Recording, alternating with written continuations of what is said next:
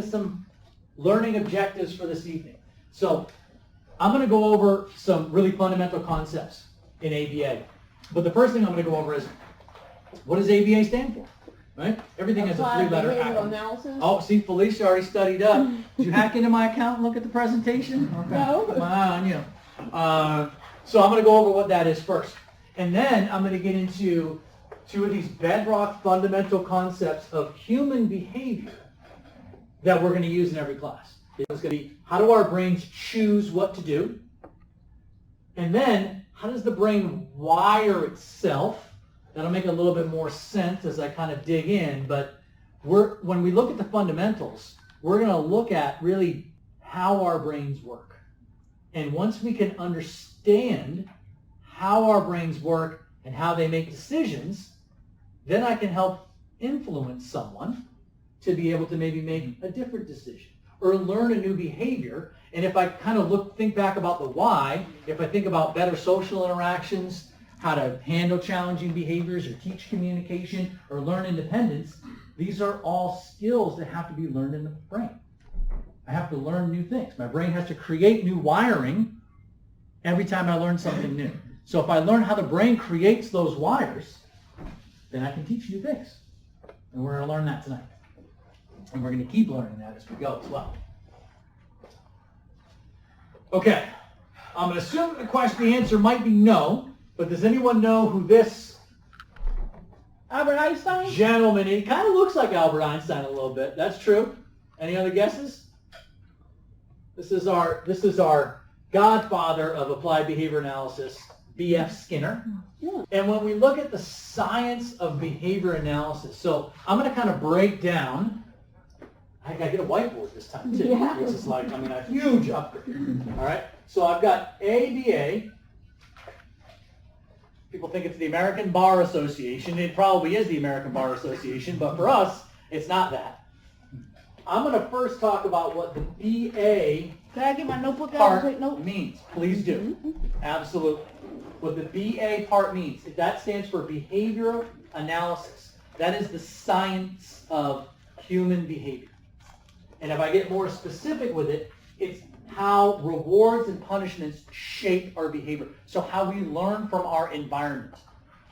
So what we're assuming here, right, is that I'm going to be born with a certain set of behaviors that I need for life, right? So I'm born already knowing how to breathe, eat, do the other things I need to do. But then after that, I'm going to be learning from my environment. What's rewarded? What's punished?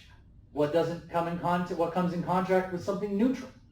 The behaviors that I do that get reward, I then wire those into my brain. The behaviors that come into punishment, I don't wire into my brain. Okay?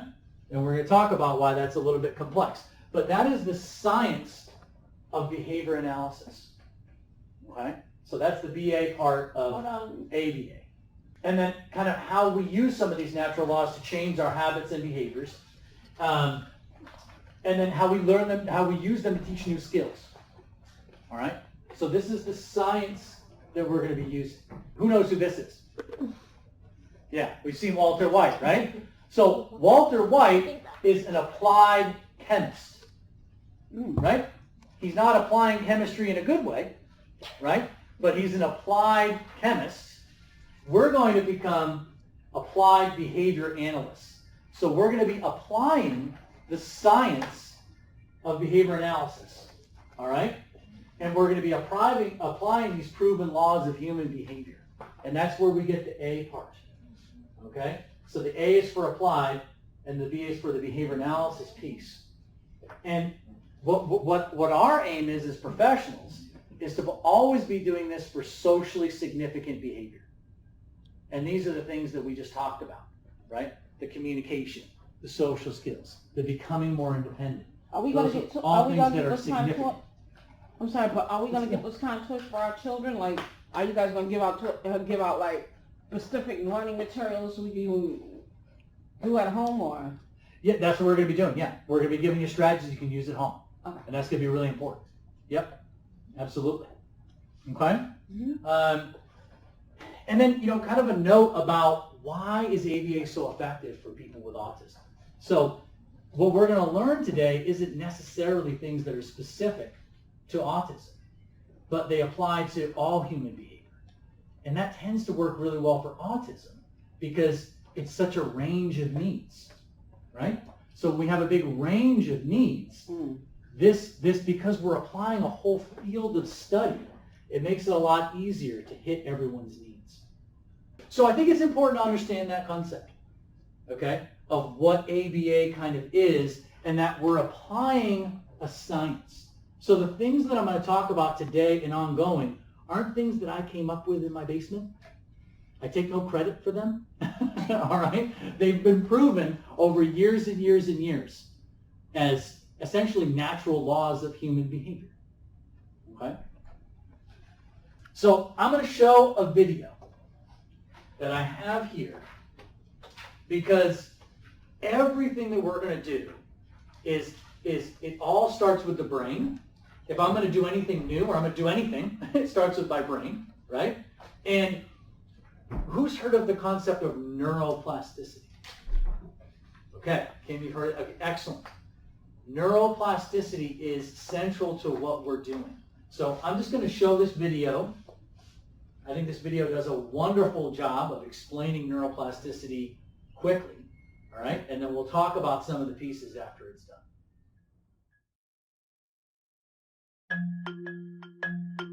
Not so long ago, many scientists believed that the brain did not change after childhood, that it was hardwired and fixed by the time we became adults. But recent advances in only the last decade now tell us that this is simply not true. The brain can and does change throughout our lives. It is adaptable, like plastic. Hence, neuroscientists call this neuroplasticity. How does neuroplasticity work? If you think of your brain as a dynamic, connected power grid, there are billions of pathways or roads lighting up every time you think, feel, or do something. Some of these roads are well-travelled. These are our habits, our established ways of thinking, feeling, and doing. Every time we think in a certain way, practice a particular task, or feel a specific emotion, we strengthen this road. It becomes easier for our brains to travel this pathway. Say we think about something differently, learn a new task, or choose a different emotion. We start carving out a new road. If we keep travelling that road, our brains begin to use this pathway more, and this new way of thinking, feeling, or doing becomes second nature. The old pathway gets used less and less and weakens. This process of rewiring your brain by forming new connections and weakening old ones is neuroplasticity in action. So I'm just going to pause it there, okay? So this is one thing I love about this video. Are we seeing what's happening here where this was thick and now it shrunk, right? Mm-hmm. And then this one took over. That is behavior change. Now they're kind of showing a model of what happens in the brain. But this is literally what happens in the brain. I have synapses in my brain, right? And as I complete a skill, as I engage in a behavior, if it comes in contact with reinforcement or reward, my brain says, ooh, that worked out really well for me. Let's wire together, you and I, and do it again when that same condition happens. Same condition happens, I wire again and again and again and again. And that's the pathways that are right here on this video. Okay? So if I'm going to teach someone, anyone, something new, I have to create a new pathway in the brain. I have to make a new one of these. All right? And if I'm going to make a new pathway, I have to understand how pathways are made, right? And then what tells the brain, what tells these two synapses to connect together. All right? Now we've all been through this. When we learn something new, is it a lot of effort or a little bit of effort when you learn something new? How about when you first learned how to drive a car? A lot. Was that easy or hard? Hard. Hard. Why is it easy for you now, but it was hard for you then? Why? Because it's new. Because it's new. And when it's new, these connections aren't as thick. Once the connections get thick, it becomes a habit. How many people do a lot of like talking to themselves when they drive their car? Okay, now I should start it. Now, a 3-point turn the wheel, right? I mean, if you do, it's okay. I'm not saying it's bad. You can certainly do that. But when you first learned how to drive, you probably had to do that, right? That's your brain making these connections. But after it's thick and after it's wired in, your brain puts it on autopilot. Your brain says, oh yeah, we do this all the time. I can guess what's going to happen next, and it puts it on autopilot. That's how your brain works. That can be good, but it can also be a little bit bad, right? Right. What if I've wired in a behavior that I don't want to do anymore, or that I don't want my loved one to do anymore? That is where this comes in. And it's this part of the video, as you can probably tell, I like this video a lot, but this is my favorite part of this video, is this part here. So if I'm rewinding. So if I come back here. You got to get out of that routine of rewinding. Yeah, there we go. That's been wired in there for me. All right. So here's my current habit. Now, if this is something I might want to change, some of you might be able to think of right now something that you might want your loved one to change or not do anymore. Am I right? Are there some people in here that have something they want your loved one not to do anymore? Maybe a tantrum, aggression, right? So we have that. Okay. So that could be this one right here, right? It's in there. If I'm going to change that, and we're going to go over how to do this, what I have to do is I have to promote this habit. So see how it said, well, let me just play. Becomes second nature. The old pathway gets used less and less and weakens. This process of rewiring your brain by forming new connections and weakening old ones is neuroplasticity. So this old one weakens, but something has to take over to fill the same need. Notice what it did not do. I'm careful not to trip over that. You might have to catch me. Christina, my fault. You got me, right? You know, what it doesn't say, the way the brain does not work is just, oh, okay, you don't want me to do it anymore? Okay, no problem. I won't do that anymore. Okay. How many people have tried that, right? You know, just like, oh, yeah, no more tantrums. Okay, sounds great. Oh, I just had to suggest it. Cool, you probably wouldn't be here, right? The brain needs something to replace it. So if I'm engaging in tantrums to get attention, if you want me to stop engaging in those tantrums for attention, I need another way to get the attention. All right? And that's just a requirement of my brain. My brain requires that. It says, if you want me to take away this old road that's already in there, you've got to give me another road. And it's going to lead to more of what I want. Yes? With my grandson when he was young, with lollipop would work. Focus on it. Okay. Yeah. As he grew older, that doesn't work anymore. That doesn't work anymore. Right. So maybe what behavior did he engage in? Was it like a tantrum? A tantrum. Right. And then you had the lollipop, and he can kind of be distracted and just move along. Right. And so what we're going to kind of work on is, and we're going to talk about this a little more next class, is about behavior change. So we're going to dig into this a lot. What we're going to talk about is a way to build that path. So a way to kind of take a look and say, okay, what is your grandson attempting to get from that tantrum, right? And then how can we help him get that in a more appropriate way and then build in another pathway? It's not easy to do. I won't sugarcoat it and tell you that it's easy to do it, okay? Because once the brain has this path that's fully in there, you think it wants to change? No. Didn't think so. How many of us like to change something that is a habit?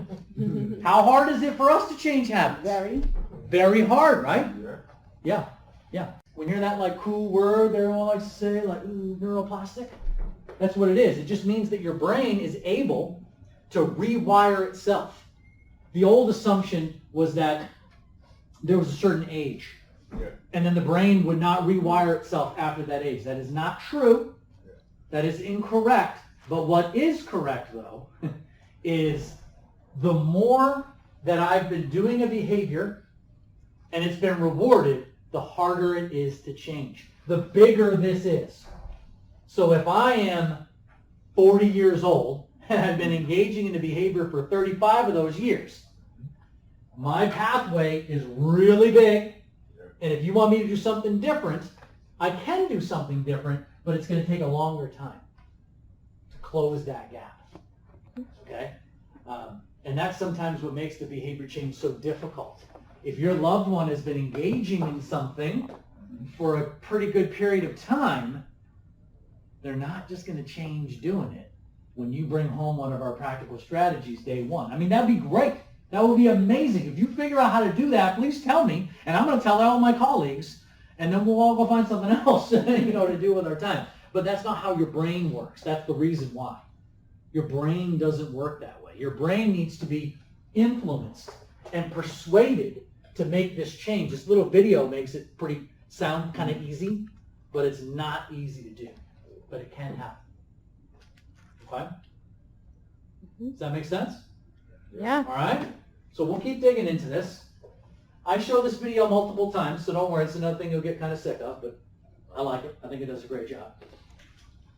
Okay, so let's get back to the presentation. High-tech gadget right here. Mathematical scale that I think I bought for $3.99 on Amazon. All right? But there is a method to my madness. So we just looked at those pathways. The first thing we need to understand is, how does our brain choose to walk down the pathway? How does it make the choice to do it? How do we choose what we're going to do and what we're not going to do? That is very important to your brain. What to do and what not to do. Because if I do something, by default, I can't do anything else. So your brain takes that choice very seriously about what it will do. And this is a really basic equation of the likelihood that my brain's going to make that path. And once I tell you what it is, you're going to go, duh, obviously. Okay? The first thing my brain says is, and I'll kind of walk this around, this is an E for effort.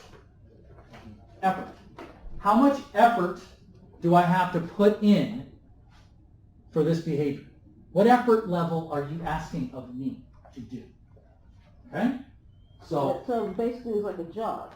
Kind of like a job. Exactly. So we all have jobs, right? I would assume that at our jobs, there are certain things that are more effort and certain things that are less effort, right? So if I ask someone to do a high effort, let's start with high effort first, and I'm just going to give it a rating, okay? Let's say I ask someone to do something that they perceive on a scale of 1 to 10 to be a level of 8 effort, okay? Pretty high effort. My next one here is an R. I'll walk this one around for reward. So then my brain says, okay, all right, you want me to run a half marathon. Okay, that's a pretty high effort response for me. What reward am I going to get from that? What is my reward level for doing that?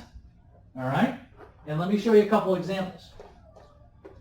If I ask for an 8 effort, and I'm going to deliver a 2 reward, is my brain going to walk down that path?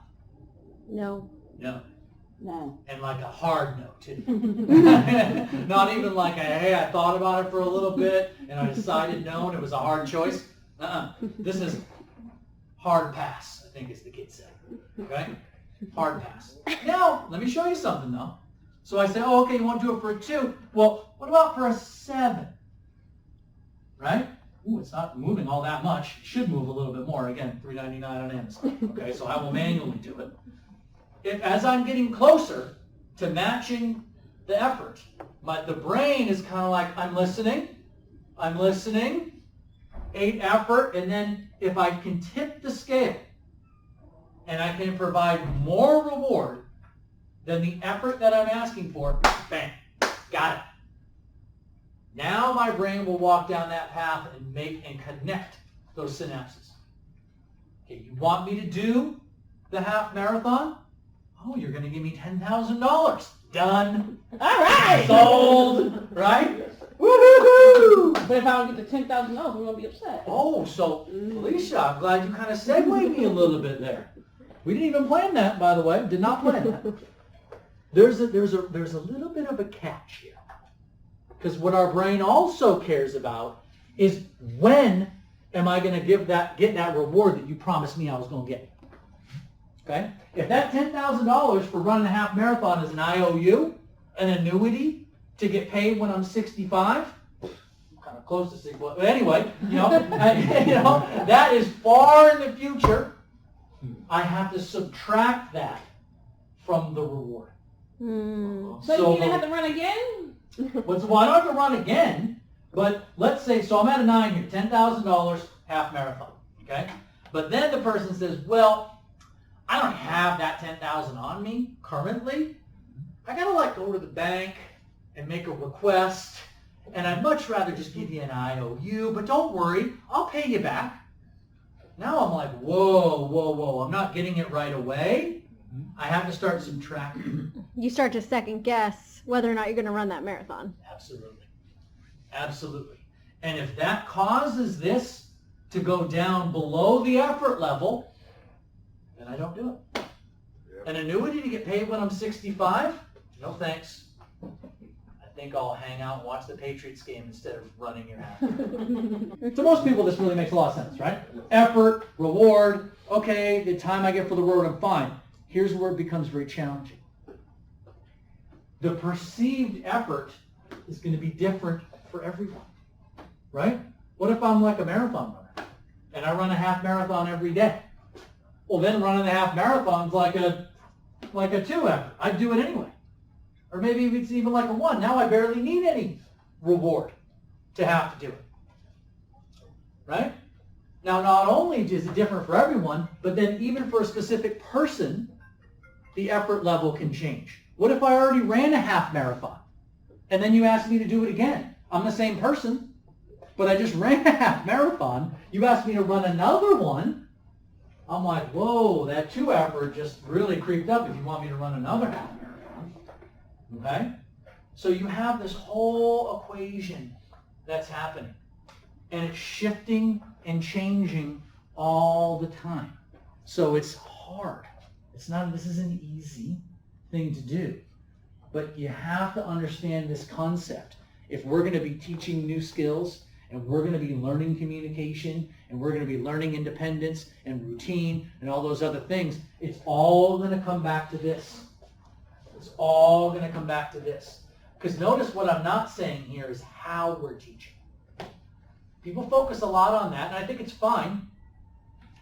But if your equation is off, so if I have this equation, it doesn't matter how cool your teaching is, or what materials you have, or how much you planned, or what expert came over and told you to do something. Not going to work. Not going to work. But I'll give you the flip side. If you have this going on, 2 effort, 10 reward, here's the good news. It doesn't matter how you teach. It doesn't matter at all. If you're going to say, Tim, all you got to do is walk from here to here, and I'll give you $10,000. I've already walked halfway before you even got $10,000 out of your mouth. It doesn't matter how you instructed me how to do it, or what cool visuals you put around the thing. It doesn't matter. This matters. This matters. So when you start to think about things from this context, right, you start to really internalize, if I'm going to ask someone to learn something new, like when we were learning how to drive the car, is that most likely going to be high effort or low effort for something new? High effort. So if I'm asking someone to do something of high effort, what do I need? Incentive. And not only just a little incentive, but I need something high. it needs to be equal and or higher in order for them to do it. So if I'm asking to learn something new, I have to have a lot of reinforcement. Now we're going to go over ways to kind of modify the effort though, right? Because maybe it's something new, but I like break the skill down. And I teach it kind of target by target or little by little. And we inch up. Ooh, now I can move it down. Now the effort's not as high, right? Maybe it was 10 math problems and I kind of made it 1. Or I added in a visual to be able to help. Now I can move the effort around. But for a leap from A to B is a little bit less effort. So I can give less reward. All right? We'll talk about this a lot. I'm going to bring the scale to just about every class, if not every class. All right? So you'll see this thing around. But thoughts on this? Does this kind of make sense? Yes. It's one of those things, though, that's like, it's like easy and hard at the same time. The concept makes a lot of sense, but trust me, when you have to apply this, it's not easy to do. It's not easy to do. But it's very effective when it can be done. So that is our fundamental number 1. All right? I'll kind of refer to it as our equation. Okay? And this is definitely something that if you want to kind of think about things in between classes and make observations, think about this. Watch this happen. Watch it happen in your own life. Let's think of our own example. How many people made a New Year's resolution this year? Admit it. Come on. Come on. Thank you, Felicia. Okay, thank you. Right? What happened with that New Year's resolution, Felicia? You feel comfortable sharing what? You still doing it? It what? It tanked. It tanked. Okay. And that's what happens with most people, right? And when you stop the New Year's resolution on like January 20th, you always blame yourself. Oh, I don't have enough willpower. Oh, it's me, it's this, it's that. Well, let me tell you why I don't buy that. Let me tell you why I don't buy that. Let me go back over to my equation. Okay, and again, remember, I didn't make this up. This isn't like something I made up. This is a proven natural law. How many people had a New Year's resolution to get to the gym? I'm going to do it. Was that it, Felicia? See, I knew this. I knew that. Lord, thank you. To get to the gym. This is the year I'm getting to the gym. Now, was your goal to go to the gym at least 1 time a week or start with 1 push-up? Was that the goal? It was? That's impressive. Run 10 miles on a treadmill. Run 10 miles. See, so this is what I'm saying, right? So, how many miles did you run on the treadmill before? I ran for 15. 15 miles? No, 15 minutes. 15 minutes, right? So if I'm going to go from 15 minutes on the treadmill to 10 miles, that's like going from A to like Q. Mm-hmm. Yeah. Right? And that's what most of us do.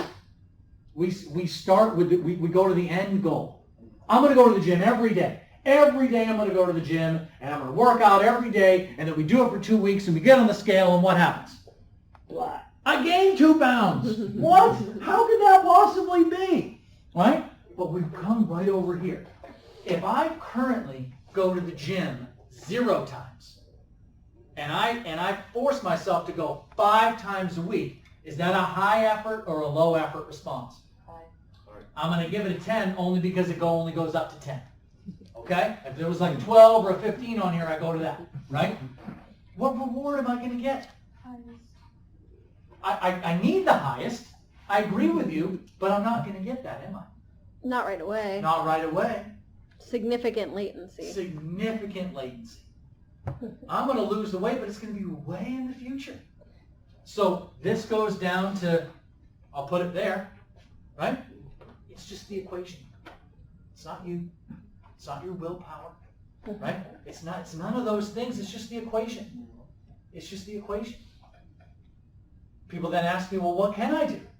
How do I stick with it? All I say is let's move the levers around. Push away. Let's move the levers around. Look, a push-up a day. Is that what you said, Felicia? I said push away from the table. Oh, there we go. So there's physical exercise. Or how about 1 push-up a day? That's all I'm going to do in the beginning is 1 push-up a day. Okay? Now I bring it down to a silly level of effort. It's almost like, oh, anybody could do 1 push-up or 1 sit-up or I don't know, go on the treadmill for 1 minute or whatever it is. if I bring down the effort, now I don't need as much reward. I might not even need any. Or maybe I give it a 1 and I'm good. Okay? And then what happens is as I dig in with my brain and I start to connect the synapses, my brain says, oh, wait a second. This is a little bit less effort. Let's do 2 push-ups. Let's do 4. Let's do 8. Let's do 10. And if I'm doing 10 push-ups, I might as well eat a salad.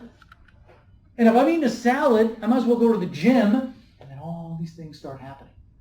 And we're going to talk about that with your loved ones too. We bring it back down, bring it back there, right? So maybe you have a loved one right now that we talked about social interaction. Maybe they don't have any social interaction, right?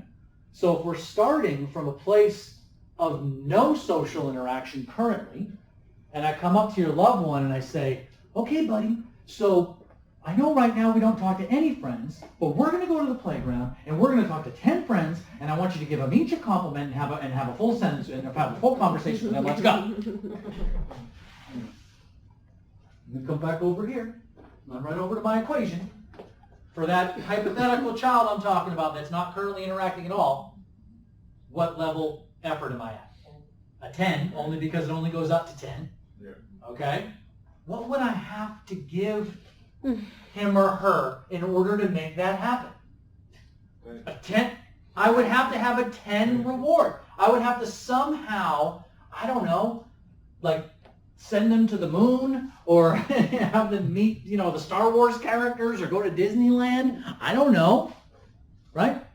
Most of the time it doesn't even exist.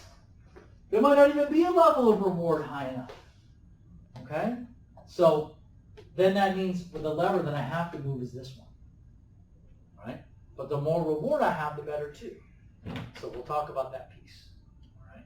So you can think about it for yourself too, and I think a lot of times that's very helpful, okay? It's helpful to think about yourself. It's helpful to think about, I have habits and behaviors, some good, some bad, and if I want to change them, the same laws apply to me, as they do your loved one too. For my environment, I need something to signal to me that, now's the time to use that behavior. It's like the start of the synapse, right? It tells this one, it's like the gun goes off and says, boom, go, run, go, go, go, go, go. Right? But I have to wait for the cue in order to go. Without the cue, so when you think about the cue, if I look at my cup right here, and I'm going to take a drink. If I walked randomly around this room, started going like this, what would you all think of me? You'd be like, who's teaching this class? Why did I come here? I'm just walking around randomly. My brain doesn't want to randomly do things. Because if it does, now it's randomly giving out effort. My brain doesn't like to do that. My brain wants precision. It wants to say, if I'm going to engage in the behavior of picking up a cup, I better see the cup there first. That tells me, engage in the behavior of picking it up and drinking, and then I get the reward. Right? And then my brain says, okay, let's do that again. The next time I see that cue, if I engage in that behavior, here it's called a routine, a behavior, a routine, I'm then going to get a reward. All right? This is another one that if you can kind of think about your own life, what are some of the cues? This is happening constantly, over and over and over again, right? We all use our phones. Do I have my phone up here? Our life is in our phone. Life's in your phone, right? But how many people walk around randomly going like this? No. You're not going to do that.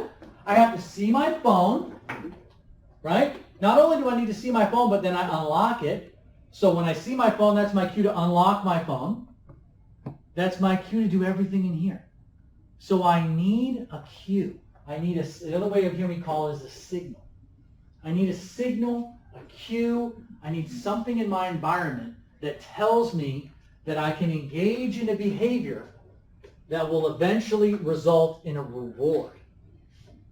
All right? Now, what do you think would happen if I saw the cue, I engaged in a behavioral routine, and I didn't get a reward, I get upset. I would get upset. Where I've already gone through the cue, and then I do the behavior, and I get the reward, and then one day I don't get the reward, then I do get upset. Because my brain goes, whoa, hold on.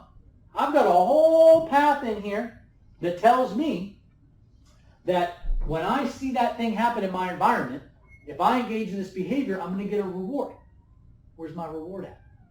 Where did it go? Okay? And we're going to talk about that when we look at kind of change in behaviors. That comes into play quite a bit.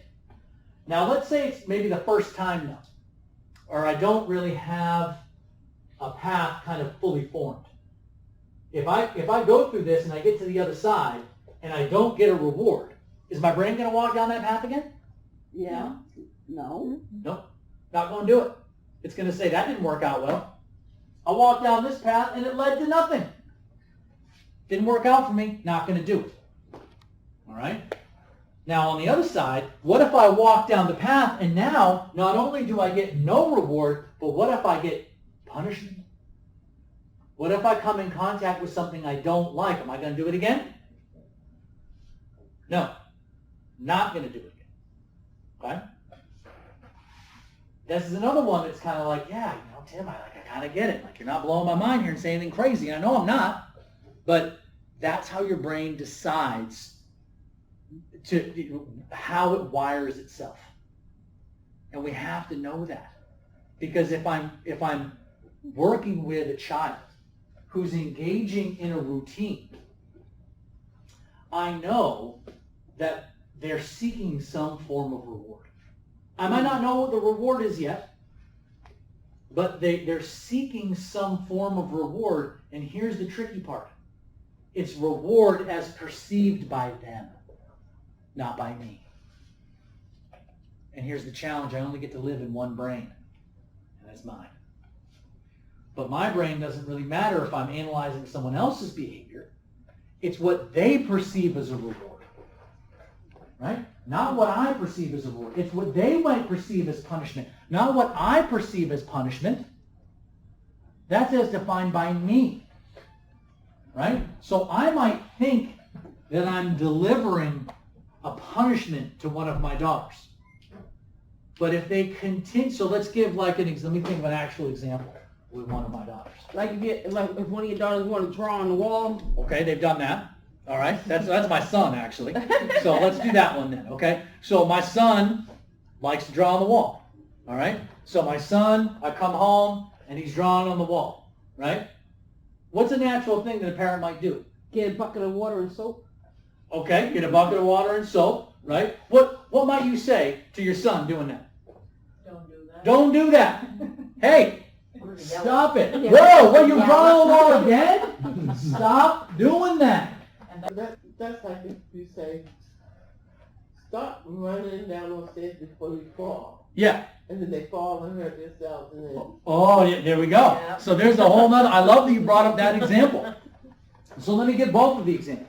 So let's say I've got, now my son doesn't, by the way, okay? We had to do a whole other thing. But if I've got the kid drawing on the wall, right? And I come home and I say, hey, stop doing that. We do not do that in this house. And then they stop. That means that what I said, they're defining as punishment. Not me. I don't get to define it. They define it. And the only reason I know it's punishment is because they stop doing it. Mm. Okay? So there's like child A. So I've got child A. Then I come home. I see child A on the wall. So child A saw the wall, right? Mm-hmm. They colored. I yelled. A stops doing the behavior. That means that this yell was a punishment. Okay? Now I'm going to give you child B. This is my actual child.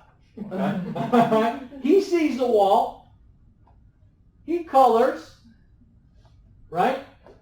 My wife and I first tried the, not a bad thing to try out. Okay? All right? There's a practical strategy for you. All right? It's what we all do anyway. So we try this strategy first, right? And then, of course, he cries and, whatever. But then what happened the next day? He draws. He draws. He draws. So if he continues to engage in the behavior, We go to punishment. is this a punishment or a reward?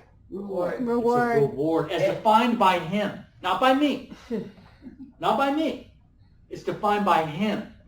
This is now a reward for him, for him, my actual child, child B. Okay?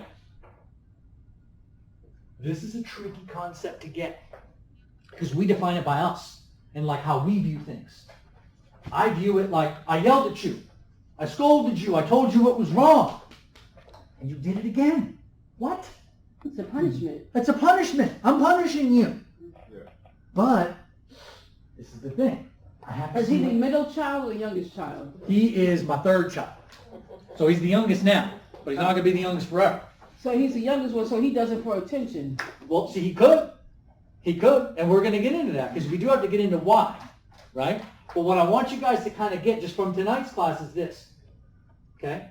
Q, right here, same routine, same Punishment. thing that we did. One's a reward, one's a punishment. And the only reason I know is because this behavior continued to happen with child B, and it did not happen with child A. Okay? Does that make sense? Mm-hmm. It's a tricky one though, right? Because you only get to live in one brain. So what do you do? So what do you do? It's a good question. What do you do? So what did we do? So, okay. So the first thing that we would have to say, so if this happens, great. Okay, cool. Done, over, finished, great. But if I'm down here and it's a reward, I really don't want to yell anymore. Right? So this is my first step.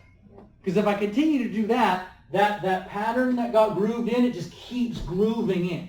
So the yelling thing, okay, that's not really it. We're going to go over this actually next class. Because then what I do have to dip into, what Felicia just said, Yeah. is I have to dip into what is it about what I'm doing that is the reward? Is it just the attention? That is a form of it. Is it just the attention part? Or is there maybe something else? And once I find out what that is, now I need to teach something different. Right? So I need to teach something different. So let's say, and this kind of was it for my son. He liked when, and I knew that he liked it because he kept doing it, when we kind of yelled and made a big deal about it. Right? So then what we did was we kind of just programmed in parts of the day where we would catch him doing something good, and then we would give him the same level of reaction. Right? We give him the same exact level of reaction. And a lot of it was even the coloring too. We give him a piece of paper, something else to color on, and then we give a huge reaction to it. All right, nice picture. Yeah, exactly. And even like kind of the yell, like, whoa, look at See, that. I wouldn't encourage that because Color right over here. then he's going to be like, let's see how this looks on the wall. Well, so and that's where you have to flip over to the wall. So then if I come over here to the wall, so if I'm giving him a bunch of the attention over here, and he's over here on the wall, what do I know I can't do now? Draw. You can't give a big reaction. Can't give him a big reaction. I can still redirect him. I don't have to sit there and watch him color on the wall, okay? But I don't give the big reaction here. Mm-hmm. This is kind of the, all right, hey, call me, okay, come on. Right? And what I might do is I might be like, but what about over here? Oh, you're coloring on the paper. Whoa, Coleman, that's amazing. Look at you coloring on the paper. I love that. All right? Now, don't let me make it too simple, though. Because it's not simple, because here's the thing. There's other potential functions, as we call them, and we're going to talk about this a lot in the next class, so I'm just kind of to be continued. We'll dig into this more, right? There's other things that he could be getting here, right? What if we do the all-famous timeout, too? What if I yell and I do the timeout? We do not do that in this house. Coleman, you go sit on the stairs. That is wrong. We don't do that. Well, now I gave not only attention, but I gave him a little bit of escape, too, from whatever environment he was in. That's another potential reward, right? Mm-hmm. So we'll dig into that a little bit more. What I want you to take away from it, though, is we're going to replace it Okay. with something else. Do this instead, right? I still don't want you to do that, and I can make that known, right? But I want you to do this instead, because if all I say is don't do something, I leave a void. We're going to play a game. Can I get everybody to stand up? Get up, move around a little bit. Okay. Eyes in, head. Yep. Oh, head. Head, shoulders, knees, and toes. Knees and toes. Knees and toes. Now, I remember this. you remember this one, right? I'm going to put a little twist on it, though, Felicia. I'm going to change it up for you. Okay. Okay. What I want to show is I want to demonstrate this kind of in action. All right? And when I've done this before, it kind of finds to be a little bit of a fun way. So I'm going to tell you to touch head, shoulder, or knees. No one has to go down to the toes. I'm just going to do head, shoulders, and knees. Okay? All right. And after you do it, I'm either going to show you a green, because I want you to do it again, right? Or I'll show you a white, which is maybe, right? Maybe I want you to do that one again. Hey, we can Or- put our pizza. All right. I'm going to show, there you go. Or I'm going to show you a red, which means I don't want you to do it again. Now, it's kind of taking advantage here a little bit of your conditioning that you already have, which is you've already been conditioned that when you see this, what does it mean? Stop. When you see this, what does it mean? Go. Go. Right? When you see this doesn't, I mean, maybe I should have done yellow. Rock. Yellow is kind of like caution, so I don't like to do yellow. But you've already been conditioned with these two. When you were born, did you already know that? No. No. So you were conditioned, right? Because if you run a red light, what might happen? You get pulled over. But pulled over, you can get in a car accident, right? And you Okay. get shot. And the green, right, means I'm okay. All right? So let's go ahead and do this, and let's see kind of what happens. All right? So touch your head. Red, red, red. Touch your shoulder.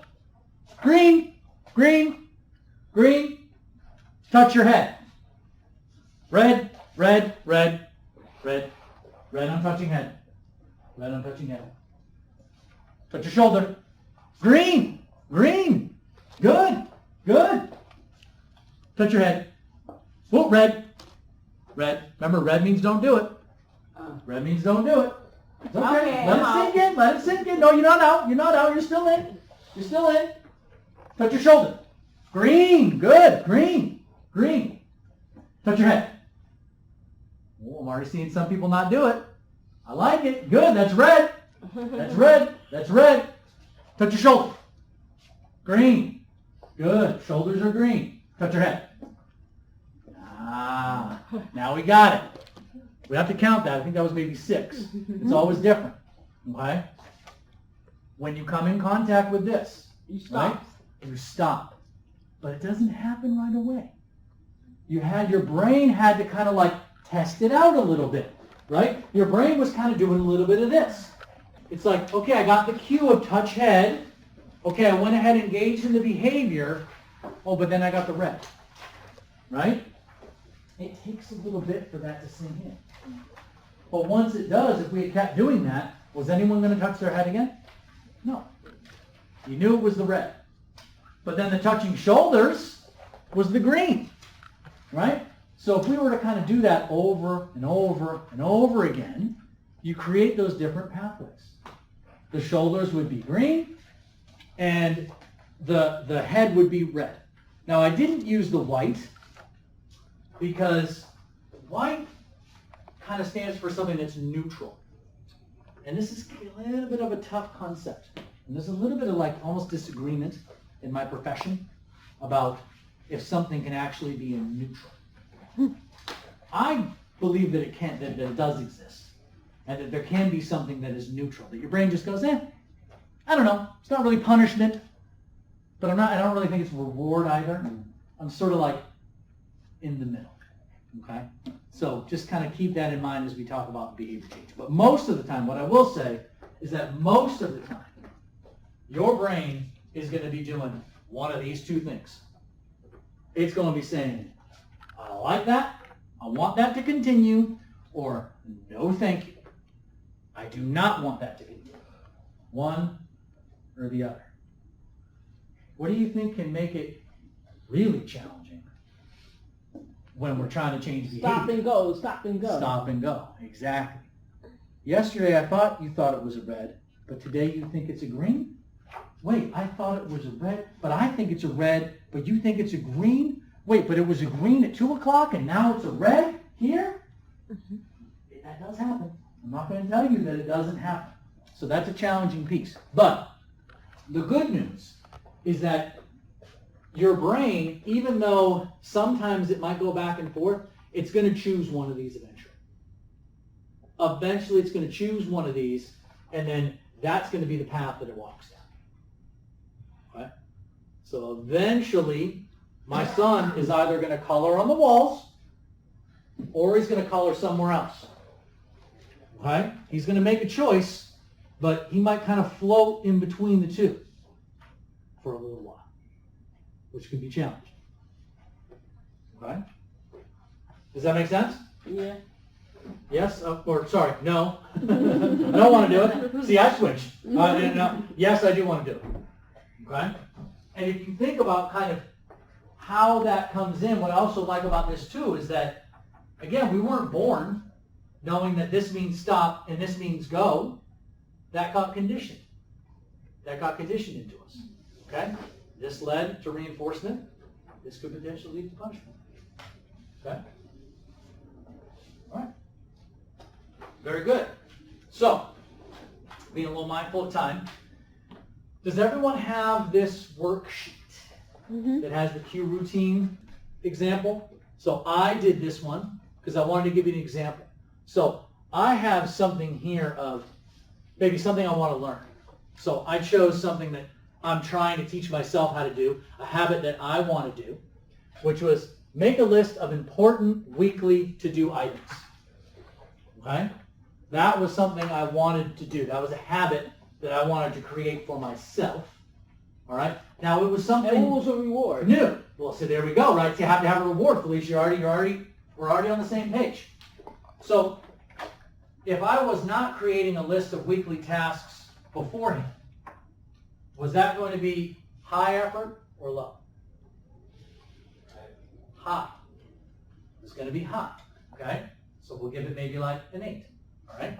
So then I say, what are the cues or the signals, right, that would signal me to engage in the behavior? So I have a signal here of, and I had to do this, I set a reminder on my iPhone to go off at 8 p.m. each Sunday. So I wasn't just going to randomly set the goals. I was going to do it when this cue happened. And that's something that people miss sometimes, right? They think, I have a goal, I have something I want to do, but what's going to cue me to do it? So that was my cue. And then, what's my reward? So what was my reward? So I was going to share with my boss first thing on Monday that I did my weekly to-do items. Okay? Now that could be a different reward for everybody, right? But that was a pretty big reward for me. Okay? So that was enough for me. I mean, maybe I got a, it probably wasn't a, what was that, 7? Probably more like a 6 effort. But when I shared it with my boss, I got a lot of reinforcement from him. Right? Good job, Tim. That's excellent. Oh, that's going to help us meet some of these objectives. Right? And then I continue to engage in the behavior. Now, if I missed any of these pieces, it's probably not going to work. Right? Most people can come up with this one, a behavior that I want to do. Right? But if I didn't have a signal, I probably wouldn't do it. And if I didn't have a reward, then I probably wasn't going to do it as well. Right? So I have to have both of those pieces. They both need to be in there. Okay? Remember this piece over here, right? And my effort and my reward. Okay? All right. So, let's do one together. Okay? So, and then I'm going to want you guys to maybe try one on your own too. But let's do one together first. So, does anyone want to share either something that you want your loved one to do or maybe something that you want to do? And let's do it together. Yes? I'm going down there to speak clearly. Speak clearly. Yes. Perfect. Okay, I love this one. I'm going to come up here to the board. So speak clearly. So tell me a little bit right now. Is she speaking, but just it's a little bit hard to understand? You know, it's kind of hard for her to pronounce the words. Okay. It is better for her and then to repeat only. But To she repeat. cannot speak clearly on her own. Right. Okay. So speak clearly. Yeah. Okay. So let's think about a signal for her Okay. when she would speak clearly. So what's her favorite thing? What's her favorite thing to do? Singing. Sing. Yeah. Okay. Does she have a favorite song? Yeah, she loves singing. She loves to sing. Okay.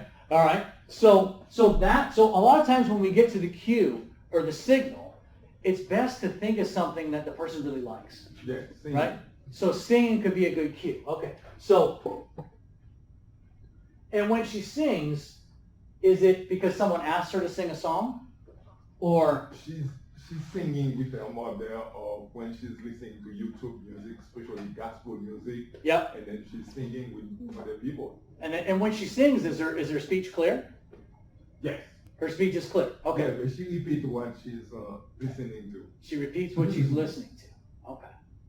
What if you pause the YouTube video? What would she do? Sometimes she can sing on her own, but sometimes she keeps quiet. She keeps quiet. So if you pause it though, would she want you to turn it back on? No. No? Okay, all right. What if you went up to her and said, hey, let's sing? Would she then start to sing maybe? No, sometimes No? she keep quiet. Sometimes she's going to keep quiet. Yeah. Okay, all right. What I'm trying to get at is something that would really motivate her. Like a cue that would really motivate her to want.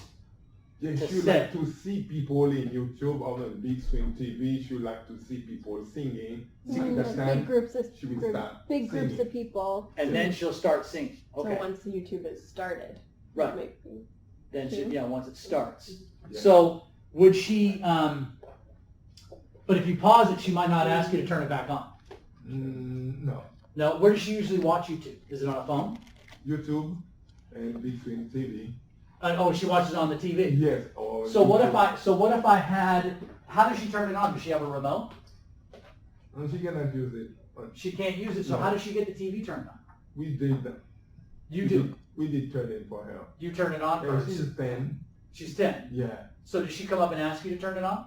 Yeah, sometimes. She will, okay. So that might, maybe I go there then. Maybe I go to my cue is when she wants the TV. And will she bring you the remote? How does she ask you? She sit down in front of the computer or in front of the TV, Uh-huh. and then we know exactly what she wants to. And you know what she And wants. then, Right, then you'll come over and you'll turn it on. yes. Got it. Okay, now we found it. Yes. So we found it. So this is the time. So when she wants the TV, she's going to sit in front. Yes. Okay, that's our cue. That's our cue. That's our cue to come. And then what I would say is that's our cue. And then what I would do there is then I'm going to give her, so what is something that when she, if she was, bless you, if she was going to ask, I'm going to come back here. So if she were to say TV, is that something she can say clearly right now? Yes, TV. What if she was going to say, I want TV? No. And okay, so give me, because I'm trying to kind of come up with effort. Yes. So TV, would that be like a 3? Yes. But I want TV would be like a 10. Oh, yeah. Okay, so I would just start with TV. TV.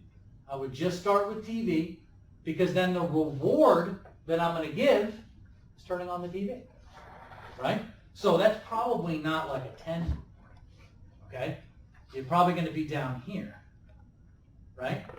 So then my reward is turning on the TV. But let's think about how we could move. This is a great example. Let's think about how we could move this. What's her favorite song to sing? Does she have one? Different kind of gospel song. Different kind of gospel songs? Yes. Okay, so she really likes gospel songs from church.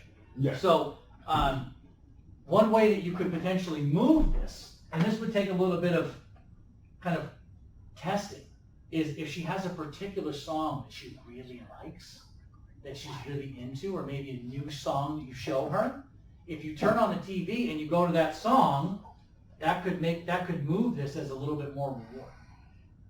But you still only ask her to say TV in the beginning. Yeah.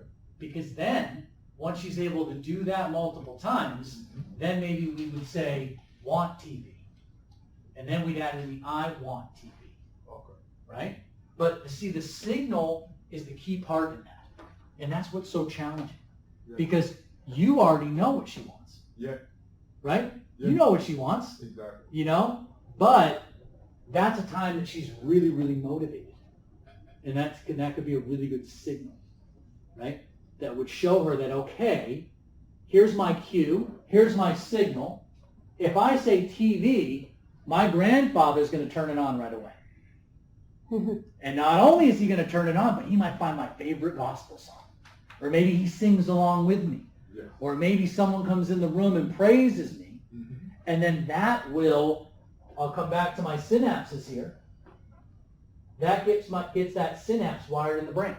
Okay. So now when your granddaughter sits and thinks, I want the TV, it's like, oh, wait a second. TV. Oh, and it gets turned on right away, right? Then that builds that in the brain. Okay. That builds that in the brain. And then we can build to want TV, I want the TV, please. I want you to turn on, and we just slowly build it. Okay? Okay. That's a really good example. Yes? The other side, Yep. she keeps on playing with paper. Okay. When she's not watching TV or playing music or on YouTube, whatever, Yep. she keep on playing with a little piece of paper Gotcha. for many hours, sitting and then doing with that. And what does she do with the paper? Nothing, just like that. She's just moving it around? Yeah. Okay. This will be something in the next class we're going to talk about this. Okay. Let's talk about it a little bit. So she's just moving around the paper. Yeah. Anywhere she goes and then Anywhere. she finds a little piece of paper. She's going to like do that. And after that, when she's doing that paper, it's like she's out. Okay. And would she do it on her own? On her own. On her own? Yeah. She doesn't need anybody else around? No. She's just doing it herself? Yeah. Okay. Does she do the same routine with the paper? Yes. She's always folding it kind of like you just did? Yeah. And then doing that routine. Okay. With the So- sensory behavior? That's correct. My son does that. Okay? So one way to look at that, and that's why I asked some of the questions, is I'm trying to get to what's the reward on the other end. And some behaviors are rewarded just internally. I don't need someone else to provide me with the reward. It's just rewarding for me to do it myself. And that's why it's called a self-stimulatory behavior, or STIM. Okay? One thing that can be challenging, though, is that most people just look at the form of the behavior and they assume that it's a STIM. So that's why I asked some of those questions like, will she do it on her own? Yeah. Will she do it when no one else is around? So if that's true, then it might truly be a self-STIM. But sometimes something could look like a STIM, but let's say, and it might start as a self-stimulatory behavior. Let's say, one sometimes common thing might be a visual STIM, like this, right? So maybe I start off doing this, but then I notice that you always tell me to stop. I might be like, ooh, I like that too. Watch. I like the attention, Mom. I like the giving me. attention too. Yeah, watch. Mm-hmm. Right? So I'll do it alone. But I'll also do it when you're around too, because I kind of like that. Right? Or I like the fact that you're going to redirect me by giving me my iPad. If it's something that he will always do, even if someone else isn't around, it's just something that's automatically reinforced. And we can think about that for ourselves too. But certain behaviors that we do, I don't need someone else to be around in order to do it. Right? It's just automatically reinforced. So we'll talk a little bit about that next class. But that's a good kind of segue to kind of get into that, because one thing you have to think about in that aspect is sometimes it can be difficult to find something that can replace that. So sometimes the better option is to almost teach the right time to do it, and then the right time that maybe it can't be done, right? Because it just might be something that she needs to do. It's a need. So we'll talk about that. Okay. We'll talk about that. Yeah. Yes. Yeah. Sorry, Miss, you had a question. Are you saying like when the little girl is sitting in front of the TV, he should wait until she asks to put it on, or don't Good question. do it. Good question. Making her talk. Good question. Okay, I like where you're going with this. So let's say I'm gonna come right back here. You guys are gonna get sick of me doing this, but this doesn't work. So let's say your granddaughter, Yeah. okay, is sitting, right? And let's say you've done this a couple times and she said TV a few times, right? The amount of effort that it takes, it's not always static. It's not always static. So what can happen sometimes is, especially let's say if I'm kind of like having a bad day. If you're having a bad day, the things that seemed like low effort before, they're going to seem like high effort now because I'm having a bad day, right? So let's say you're sitting, your granddaughter's been successful, you guys have praised it, she said TV like 2 days in a row, it's amazing, she sits down and you wait and she says nothing. You're like, what do I do? There can be a tendency to say, well, I'm just going to wait. I know you can say TV, so I am not turning on the TV until you say it. What do you think just happened to the perceived level of effort when you did that? Did it go up or down? Up. It went up, up, up, up, up. And if I'm asking for a lot of effort, what do I have to give over here? A higher reward. So if I'm offering the same gospel music and I'm asking for more reward, that doesn't work, right? So what I would say is, especially in that instance, the quickest way to get the TV turned on is to say TV, right? But if you can't today, if that's not something you can do today, I'll still turn on the TV. It's just going to be, there's going to be some latency involved. It's not going to be as fast as if you can say TV, right? So it doesn't always have to be an all or nothing. That's why it's such a great question. That's why it's such a good question. And we're kind of getting into a little bit of the practical strategy versus clinical intervention piece too. We're like right on that line, okay? Because there's a lot of clinical judgment that might have to go into that, right? You might use a visual to kind of promote TV. Or you might look at having a mastery criteria. So there's some things that might go into the clinical area, right? That might be needed there. But as a general thing to think about, if we're looking at the practical strategy side, don't get fooled by, well, but you could do it yesterday. There's a lot of things that I can do, right? And there's a lot of things all of you in this room can do. Are you motivated to do it right now, though? Right? I probably can run a half marathon right now. But you're going to have to give me a lot of reward. Okay? I can do it. I think I can do it. I mean, I don't know. The little engine that could, I think. I think I can. Okay? But it's that effort kind of piece. And what's my incentive if I do? And what's my incentive if I do? And even if that incentive was even if my scale was tipped the right way yesterday, or the right way 2 minutes ago, or the right way an hour ago, it doesn't mean it's like that right now. Okay? Because another little piece, I don't want to confuse you guys too much, but like, the more I get a reward, the less I want it. We all know that about life, don't we? Yes. Right? The more I get a reward, the less I want. So the more I get a reward, the less powerful it is. Right? Okay? The less I get a reward, the more it's restricted from me, the more powerful it is. So we'll talk about that. We're going to talk about how to set up reinforcement systems and a couple of different things. Candy, French fries. chips, keep yelling them out, right? French fries, burgers, all that other stuff. Is that healthy?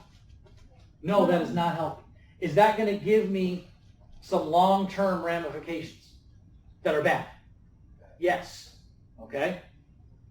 I have to start making a value judgment, though, that if this is the reward that is going to be needed to help teach a replacement behavior for, say, self-injury, I might want to consider it.